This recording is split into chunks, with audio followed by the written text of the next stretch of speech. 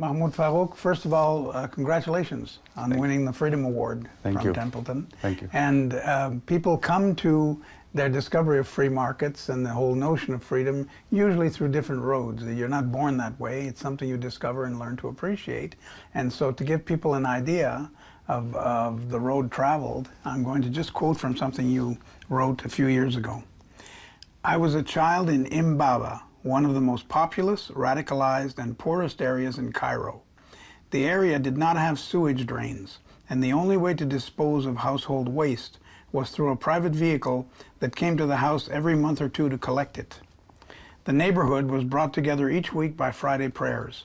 Despite their differences, all the sheikhs stressed one similar point in their sermons, praying for death to America. So it was not exactly a very friendly environment. It was poor.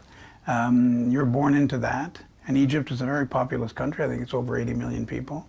And yet, you forged your center out of that and have won many awards for it. How did you come to that?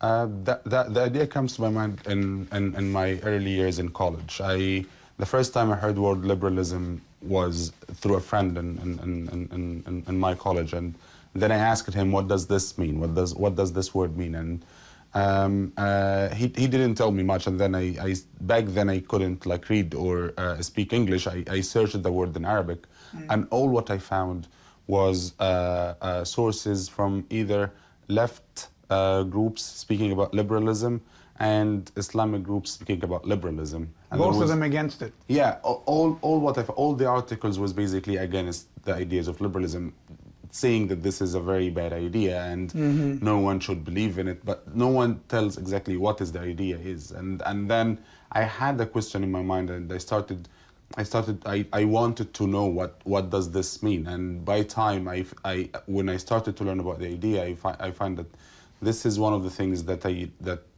what I really want as someone who grew up in a poor area. One of the things, even when I talk with my friends back in Egypt, and most of them are left, and they said the poor people need help. I said no, we don't need help. We just need fair competition. We just to be in the market in a fair competition. We don't need anyone's help. We just have the same opportunity as anyone else, and then we can do it ourselves. We don't need help from anyone, from the government, from the rich people, from no one. We can do it if just we have a fair competition in the market, in education and everything. And one day, this struck me when I read about it. I think it was a speech. It wasn't something you read. You went to hear someone who said Islamism and government do not go together, and politics should not be Islamic. And this was a completely revolutionary thought that was probably not allowed either in Egypt. Yeah. But it struck you. It fired your imagination. Yes, as you were just mentioning, when I grew up, the main source of knowledge in the area that I grew up in Baba, comes from most of the knowledge comes from the sheikhs and the mosques. And when I went to college, I read a very small book that have this sentence. It said Sharia or Islam does not have anything to do with government. And that changed my mind with everything. And then I started to read and to learn more about the idea of liberalism and secularism.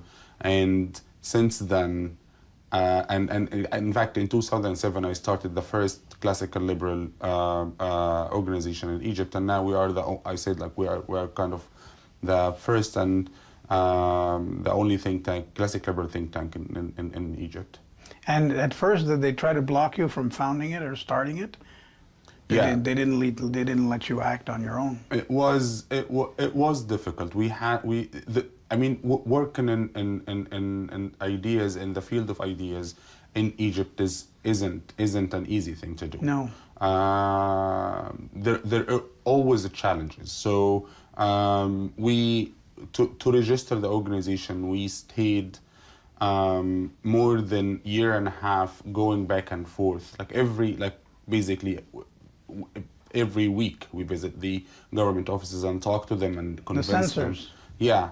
And so this is just to get the license to start. And then when you start, you get a lot of questions from the national security. Sometimes you receive threats. Yeah. Sometimes they hack your emails and they send people to your office to know what is going on, and sometimes they collect data. There are always the challenges that to work the challenges that comes with working on ideas. It's something that comes together. So if one chooses to work in that field, most likely we know that we're gonna face a lot of challenges from the government and also from other groups like Islamic groups or other groups that sees that the ideas of liberalism is a bad idea, and they don't want to do do modernity to Egypt. They are facing that, and we are fighting in that back. And I remember reading a statistic when I was preparing another episode of this series that compared the number of books translated into Arabic for the Egyptian audience compared to the number of books translated into Arabic in other countries and so on. And it was incredibly small. That people had no access to basic major bestsellers on economics or on anything else. Yeah, actually in early 2000 there was a report, I think comes from the UN, that says how many books the whole Arab countries translated since Al-Khilafah al-Osmaniyya, which is like, I don't know, maybe more than 1,000 years ago until now. And they compare it, and they found like in 1,000 years, the whole Arab countries translated the same amount that the Spain country, they translated 1 year. So, oh my God. So like a 1,000 year versus 1 year in Spain. And so people were cut off from ideas, and it's hard not to jump to the conclusion that they therefore are easy to convince because they have no way to, so the imams and the sheikhs can convince them. Exactly. Just tell them exactly what to think. Yeah. Yes. Yeah. And yeah, like they create things, and they just like put their ideas and their understanding or the rejection of liberalism and freedom, and they tell people like this is what it looks like. It's you're going to live a life that have no morality. People will, and this is in regard to morality, and women will do so and so, and in regard to market, they said like the rich people will control everything, and the rest of the country will be very poor, and no one will have access to anything, and this is not the case. No, of course. I mean, I'm coming from that. When I talk to my family, and I remember one time I was talking to my brother, and he have a land, and the government always in Egypt repeat that people should not build houses on their farms, or like not farms, like an agricultural land. Okay. And he was repeating the same idea, but when I talked to him, I told him, this is your property. Do you think the government knows better than you on how you can use your property? You want to build a house for yourself and your family and your child. And then he started to rethink about it. And a few days later comes and said, hey, I thought about what you told me, and you were right. The government should not interfere in what I should do in my property. This is my property, not the government property. And did he do it? Did he build? Yeah. And they didn't come in and close it, or it's hard. Also, it's very restricted, and you have to pay a lot of to do a lot of like you basically have to get a license which is a way more expensive than a normal one. And maybe a little bribe. A lot of bribes, not a little. And with so, every step you have to. This is one of the major problems in Egypt. It's the informal sector, which Huerta de Soto wrote about it, and yes. He said the main challenges that face the third world countries, or countries like Egypt or Latin American countries, or that the capitalism idea did not succeed, or because of this dead money. Like, for example, like to go back to my brother example, he worked, I don't know, maybe for 40 years, and then he had some money, and then he built this house, and then it's all money gone.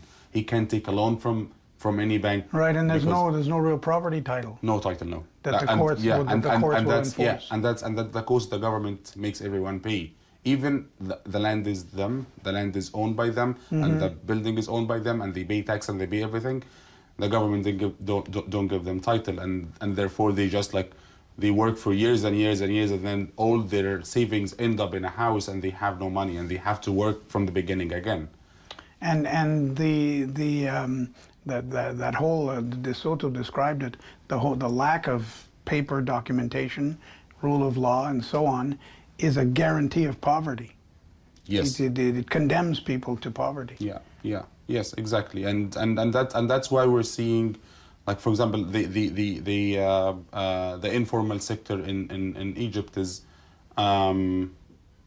No one really knows the actual number, but it's the World Bank said it's around 60%. That's the black economy. That's the black economy, yes, and that's why you have a lot of people that they can't leave poverty and benefit from the reforms, and this is one of the things that we really advocate for in Egypt, that the government should work on that. The government should encourage people and make it easy for them to join the market and benefit from it, not to push them away. Yeah. And keep them in poverty, because this will not help either the country or the Egyptians. And this was under Mubarak. This was before the Arab Spring. Yes. And the Arab Spring was 2013, if I'm not mistaken. 2011. 2011. Okay. When that happened, did things get worse? I mean, at first there was great euphoria. They were in Tahrir Square and so on. There was all the demonstrations and so on. But I don't think that lasted very long. No. And then what? Morsi came in, the Muslim Brotherhood came in? Yeah, the Muslim Brotherhood came in, and then I would say the vast majority of Egyptians start to fear of the country that we knew. Even our culture, our traditions. I remember one day, first when Morsi came to power, he closed all the channels for any other political group to have kind of a dialogue. And then he issued a decree and said, this decree, whatever law that comes from him, from Morsi, the court cannot challenge it. No one can challenge any decrees or law that issued by me. So he basically said that I'm dictator. I'm a dictator, I'm a king of everything. No one should even ask whether this is legally or not. And then when someone challenged this in front of the Supreme Court, the supporters of the Muslim Brotherhood started to threaten the judges in the court, and surrounded the court and put the pictures of the judges everywhere. So to threaten them, if you said that this is unconstitutional, basically we're going to kill you and kill your families. And this is one thing. There was many other bad things, but this is how it was, and it ends up that Egyptians goes out a year after and remove it. Of course, there was a coup after that, but there was a demonstration, then the coup comes out. And meanwhile, you're doing your Center for Public Policy. Like any think tank, you're probably putting out reports, statistics, some polling data, and so on. First, under Mubarak, before the Arab Spring, were you harassed when you did that? Did they let you do that? Put out information? Yes, we were harassed. Like under Mubarak, there was also this kind of security harassment. However, now it's much harder. With al-Sisi? Yes. But I wanted to do the whole cycle. So you were harassed under Mubarak, but you could function? Yeah. Under Morsi, what was it like? We were harassed, like, from the government and from the Muslim Brotherhood supporters, so both. And therefore heavier control than before? Yes. And then al-Sisi comes in? And then Sisi comes in, basically he created a very similar regime to Mubarak, but much harder. The security play a main role, and to win the trust of the government isn't that easy. Sisi himself said last week, Egypt issued a new law, enacted a new law to organize the work of civil society, and the law is very bad and very restricted. And even the U.S. government talked about it. The Vice President Mike Pence talked about it with the Sisi and asked him to look into the law. Yeah. And Sisi himself said that last week. He said that we made the law under the law goes out in a phobia from the state towards the civil society. So there was this mistrust since 2011 between the civil society and the state. And this is one of the things that my organization have been this one of the challenges that we had to deal with.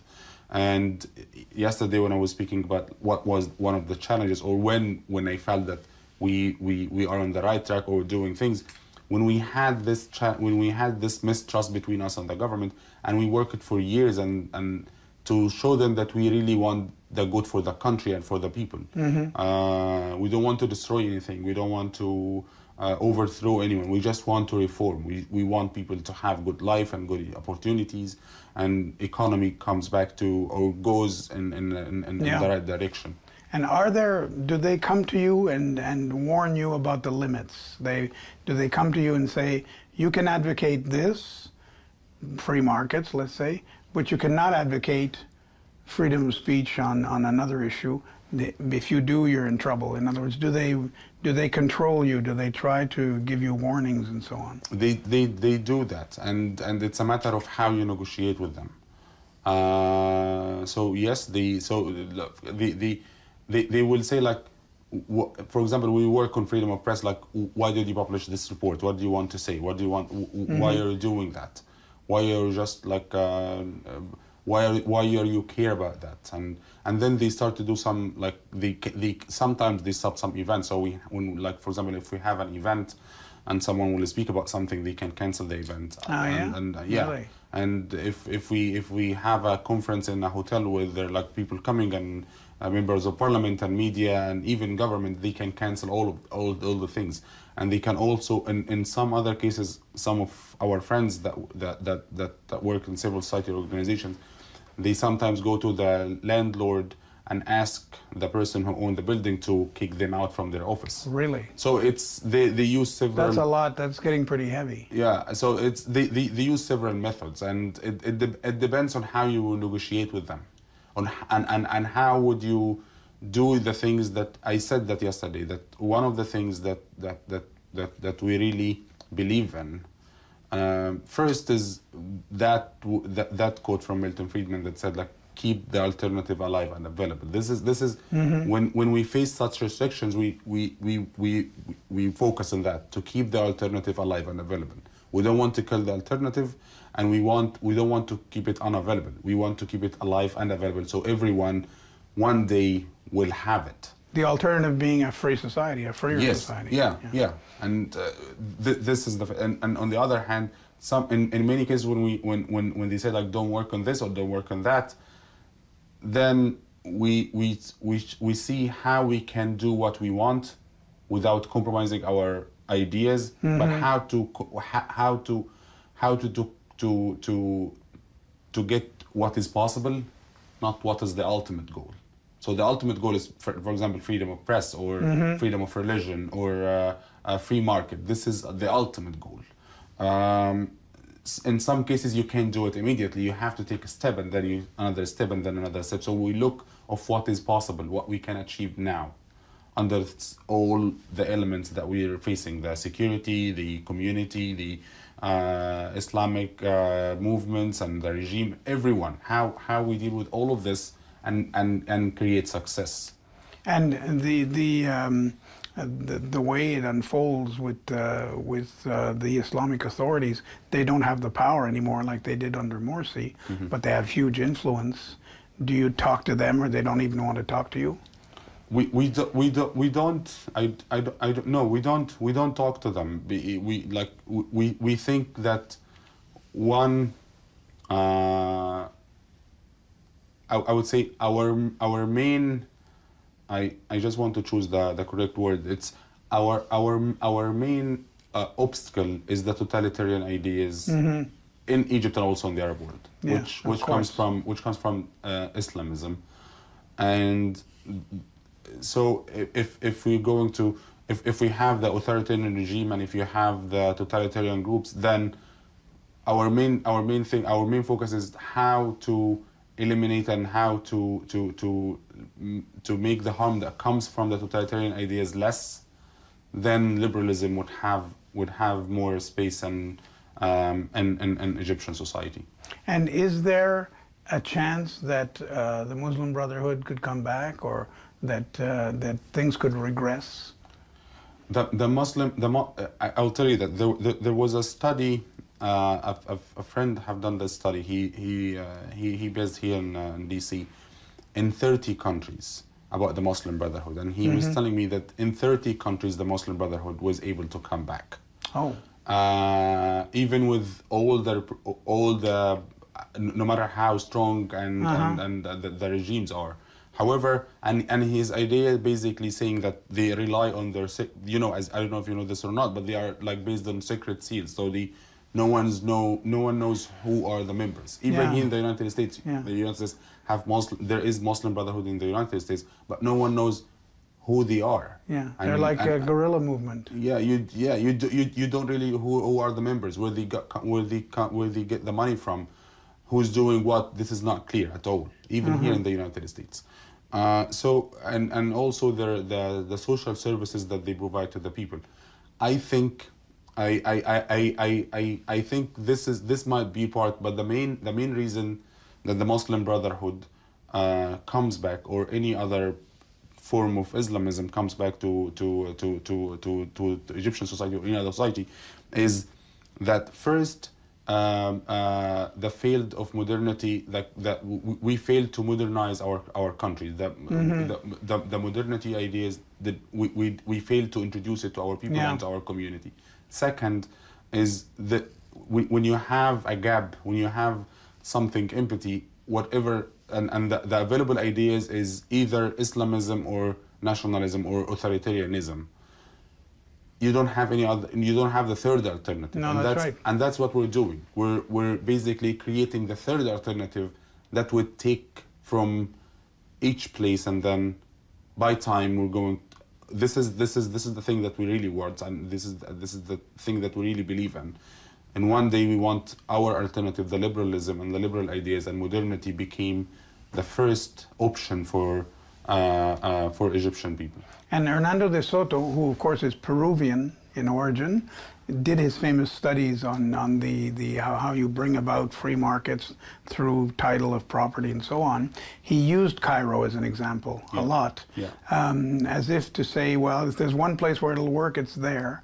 And when we look at the entire Arab world, it's not practically nothing but totalitarianism and authoritarianism in a softer form in some countries, in a harsher form in others.